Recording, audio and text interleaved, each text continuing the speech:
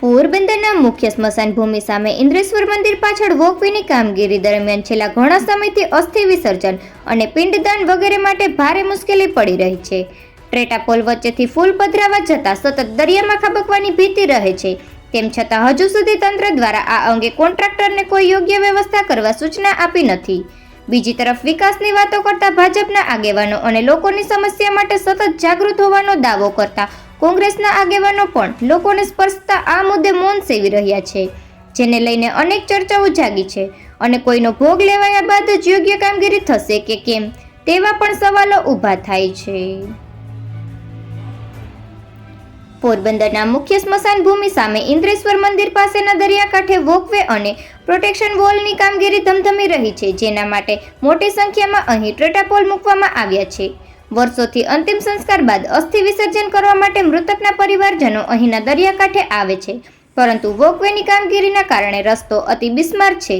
મૃતકના પરિવારજનોએ અસ્થિ વિસર્જન માટે દરિયા સુધી પહોંચવા માટે મસમોટા ટ્રેટાપોલ વચ્ચેથી પસાર થઈને સમુદ્ર સુધી પહોંચવું પડે છે, જેના લીધે ભારે મુશ્કેલી પડી રહી છે અને સતત દરિયામાં ખાબકવી જવાની ભીતિ રહે છે. ઇન્દ્રેશ્વર મંદિર ખાતે પિતૃ કાર્ય કરવા માટે પણ શહેર ઉપરાંત ગ્રામ્ય પંથકમાંથી મોટી સંખ્યામાં લોકો આવે છે. તેઓને પણ ફૂલ પધરાવા તથા પિંડ તરાવવા સહિતની વિધિ માટે દરિયા સુધી જવું પડતું હોય છે, પરંતુ તેઓને પણ દરિયા સુધી પહોંચવામાં ભારે મુશ્કેલી પડે છે.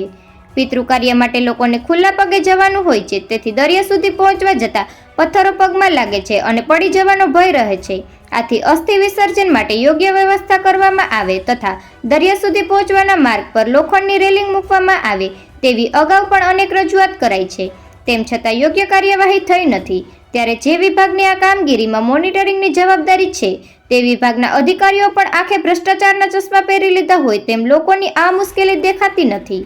જવાબદાર કોન્ટ્રાક્ટરને અસ્થિ વિસર્જન માટે યોગ્ય સુવિધા આપવા ફરજ પડવાના બદલે કોન્ટ્રાક્ટરોના શરણે તંત્ર થઈ ગયું હોય તેવું લોકોને લાગી રહ્યું છે. બીજી તરફ વિકાસની વાતો કરતા ભાજપના આગેવાનો પણ આ મામલે ભેદી મૌન સેવી રહ્યા છે, તો લોકોની આ સમસ્યા માટે જાગૃત હોવાનો દાવો કરતા કોંગી આગેવાનોએ પણ આ મામલે મગનું નામ મરી પાડતા જેથી લઈને અનેક ચર્ચાઓ જાગી છે અને કોઈ અકસ્માતે દરિયામાં ખાબકે કે કોઈનો ભોગ લેવાય ત્યારબાદ જ તંત્ર જાગશે કે કેમ તેવા પણ સવાલો ઉઠી રહ્યા છે. નિપુલ પોપટ, પોરબંદર ટાઈમ.